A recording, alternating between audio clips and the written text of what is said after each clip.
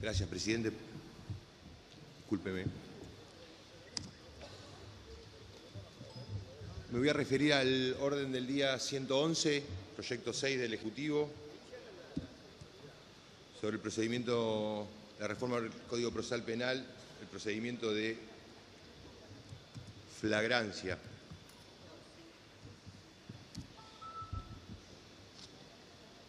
Señor presidente, el proyecto que estamos analizando ha generado en nuestro bloque una discusión bastante profunda, una discusión que inclusive entiendo que no se ha saldado por diferentes razones, algunas de las cuales voy a enumerar.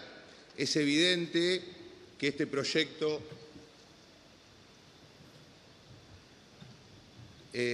presenta una marcada tensión entre garantías constitucionales, derechos individuales y la demanda ciudadana de seguridad y justicia. No es fácil administrar esa tensión para los legisladores, no es fácil encontrar el equilibrio que permita resguardar ambos valores.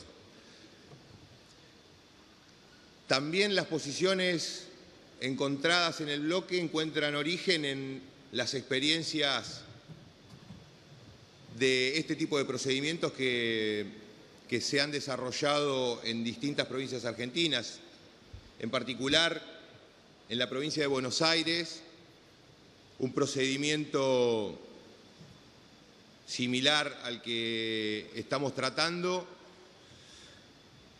ha generado un sinnúmero de consecuencias no deseadas por la ley, fundamentalmente en lo que respecta al accionar policial. Se ha llegado inclusive a conocer algunos casos en los cuales se ha procedido a la sustitución de personas, obviamente con la complicidad de las fuerzas policiales, la sustitución de la persona que ha sido detenida en flagrancia. En Mendoza, donde algunos compañeros diputados nos han alertado sobre algunas consecuencias de este procedimiento, también se han detectado inconsistencias, desvíos que muchas veces son demasiado peligrosos, teniendo en cuenta que está en juego, en riesgo, la libertad de las personas. Los procedimientos de esta naturaleza, según la doctrina, agudizan la selectividad del sistema penal. Dicen que atrapan a la misma clientela de siempre, es decir, a los pobres, y en el caso del narcotráfico, que ha sido colocado en un lugar central por la oposición, por el actual oficialismo, también este tipo de procedimientos ha privilegiado el narcomenudeo e incluso a los consumidores. Por eso no es fácil abordar un tema como este, por un lado con la multiplicidad de criterios, inclusive dentro de un mismo bloque, pero fundamentalmente con el apresuramiento con que se trató este proyecto en comisión, sin esperar una discusión más profunda, sin convocar a especialistas, a organizaciones que se dedican al estudio de este tema. Es un esfuerzo grande el que hacemos algunos de los miembros de este bloque como para encontrar puntos de acuerdo y encontrar consensos para encontrar la mejor ley, para encontrar ese equilibrio del que recién hablaba. Es verdad que estos análisis que hacía recién respecto de los inconvenientes que se han verificado en la implementación de los procesos de flagrancia en distintas provincias tienen gran parte de razón. Estos análisis son ciertos y no pueden ser soslayados a la hora del debate. Pero también es cierto que, por lo general, no son las leyes los que generan los desvíos, no son las responsables, los textos no son los responsables de los desvíos, sino son los hombres y mujeres del sistema penal, son los hombres y mujeres que están a cargo de la conducción del Poder Judicial, de la conducción de las fuerzas policiales y de la conducción política de los estados. Son ellos los responsables de que se apliquen de manera justa, racional y comprometida estas normas que salen del Congreso Nacional. Y en este punto es donde tenemos que poner nuestra mirada, señor presidente. Tiene que ser la conducción política del Estado la que debe procurar que las virtudes que tiene el proyecto de flagrancia, en particular, me parece la más destacable, la agilización del trámite, la existencia de un procedimiento abreviado cuando nos encontramos ante un hecho de sencilla resolución en términos probatorios. Son los responsables, la conducción política del Estado tienen que ser los responsables de que estas virtudes no sucumban ante los operadores del sistema, que no sucumban ante los acuerdos espurios de las policías y de los magistrados que intervienen en la investigación de delitos. Son los responsables del Estado, de la conducción política del Estado, los que tienen que realizar el mayor esfuerzo posible para que no siempre sean los casos más fáciles o las detenciones injustificadas los que le den sustancia a este tipo de procedimientos. La conducción política del Estado argentino, en este sentido, envía iniciativas como esta, pero antes, a través de un DNU, postergó la implementación del nuevo Código Procesal Penal.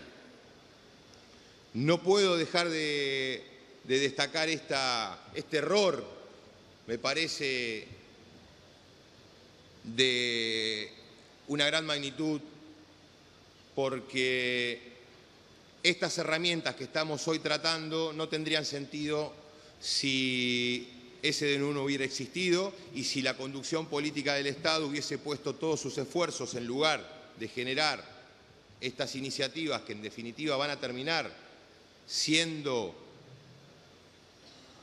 de emergencia o parches, hubiesen puesto todos sus esfuerzos en que el Código Procesal Penal se implementara en los términos en que fue sancionado.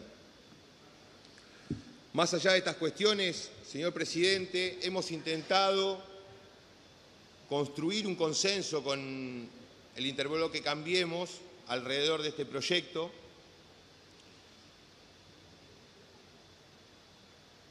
Y en este sentido reconocemos dos cuestiones centrales que tienen que ver con el esfuerzo del bloque oficialista en el trabajo conjunto que se hizo.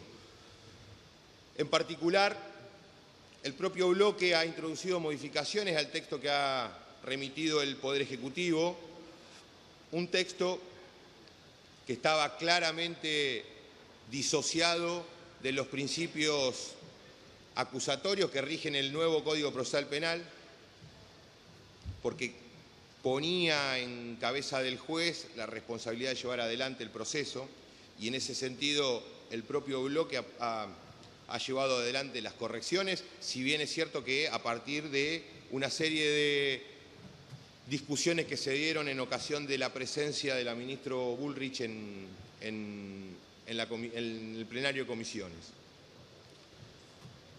Y también valoramos la predisposición a escuchar y a atender nuestros planteos de modificación del despacho. Y en este sentido, me parece importante resaltar que nuestro bloque no ha seguido los criterios de lo que se denomina la falacia del nirvana.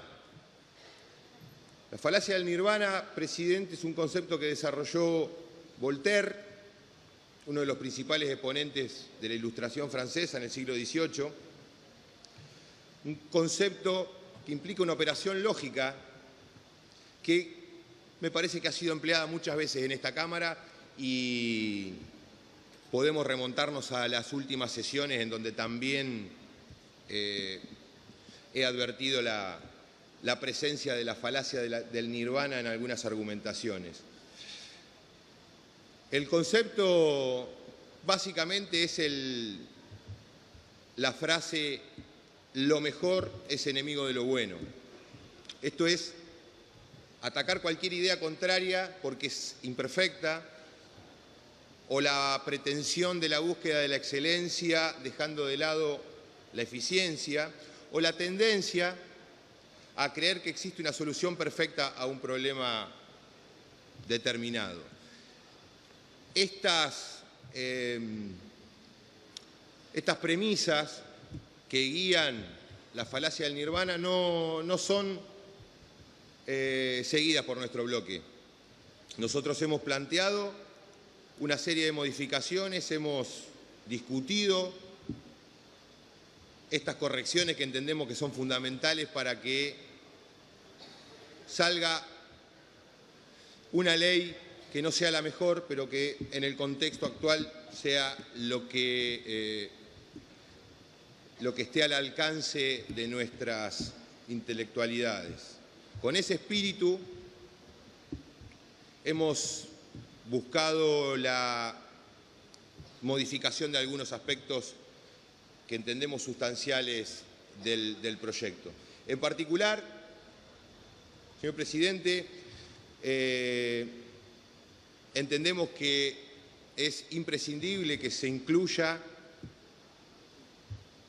en el despacho que en ocasión de la denominada protesta social, que no es ni más ni menos que el ejercicio de derechos humanos, sociales y constitucionales, esté excluida la posibilidad de aplicación del procedimiento de flagrancia. Hemos ofrecido una fórmula para incorporarlo,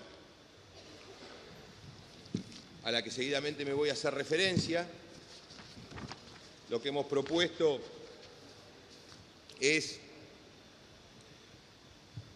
que se incluya la fórmula para el texto que se va a incluir en el actual Código Procesal Penal de la Nación y en el próximo, una fórmula que establece que las disposiciones previstas en el presente título no se aplicarán cuando él o los hechos de que se traten tuvieran lugar en ocasión del ejercicio de derechos humanos y o sociales o de cualquier otro derecho constitucional. Una fórmula que ya ha sido utilizada en alguna otra norma, puntualmente la ley de cautelares que se sancionó hace 2 años en este Congreso. Para nosotros es fundamental para, por lo menos, que los jueces tengan una herramienta que disipen algunos riesgos que ponemos en cabeza muchas veces de las fuerzas policiales. La incorporación de este proyecto al código que va a comenzar a tener vigencia el año que viene también es una exigencia que planteamos. La reducción de la pena dentro de los delitos a los cuales se les va a aplicar el procedimiento de flagrancia, si bien el despacho dice 20 años y la alternativa que está planteando, que está ofreciendo el bloque oficialista es de 15, que tampoco nos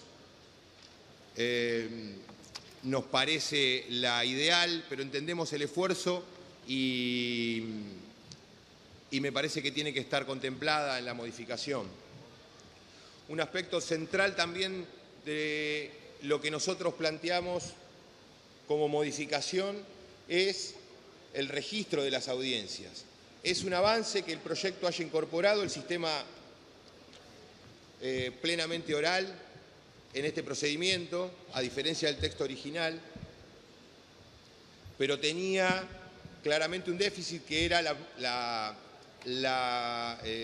no previsión de un mecanismo que permitiera a las partes garantizar el derecho al recurso. Con lo cual entendemos que la incorporación de la obligación de videograbar o de registrar de alguna manera fehaciente las audiencias no puede no ser parte de este proyecto. De la misma manera solicitamos la modificación del concepto de flagrancia, porque el código actual contempla una definición que no nos parece satisfactoria y preferimos incorporar la definición de flagrancia que ha sido incorporada al Código Procesal Penal, que va a entrar en vigencia el año que viene. Es decir, tratar de eliminar la cuasiflagrancia o la flagrancia presunta. No hemos avanzado en acuerdos vinculados al proceso de implementación de este procedimiento. Y me parece que es un déficit que es necesario resolver. Tanto el Ministerio Público de la Acusación como el Ministerio Público de la Defensa han advertido sobre los serios inconvenientes que sobrevendrán si no se contemplan cuestiones trascendentales y que tienen que ver con el presupuesto, como las salas de audiencias. Hay un déficit marcado de infraestructura en el sistema penal federal y no se está abordando el tema en este proyecto. Tampoco se ha atendido a los reclamos de la defensa pública acerca de la ausencia o de la falencia en recursos humanos. Estamos hablando de que se pretende implementar un procedimiento en base a un sistema de audiencias orales respecto de casos que son la gran mayoría de los que se producen a diario en la capital federal, por lo menos, y estoy seguro que en el resto del país también. No hay posibilidad alguna de que la defensa pública logre atender cada una de esas audiencias cotidianamente si no hay una reformulación de su estructura y por supuesto, con el correlato presupuestario correspondiente. En estos sentidos no hemos logrado avanzar, pero me parece que el esfuerzo que hemos hecho en esta iniciativa entiendo que puede tener por lo menos el final posible. Hay una intención, señor presidente, de acompañar en general el proyecto de flagrancia, pero necesitamos que el bloque oficialista, antes de pasar a la votación, nos garantice que las modificaciones que se discutieron estén plenamente aprobadas, que se las incorpore al texto y en función de eso tomar la decisión. Por eso planteo una licencia en el reglamento, señor presidente, que tiene que ver con la posibilidad de que el miembro informante o el bloque pase lectura de los artículos que han sido revisados, corregidos y que han recibido las propuestas que hemos hecho antes de pasar a la votación en general. Me parece que son muy delicadas las cuestiones como para trabajar sin estas garantías.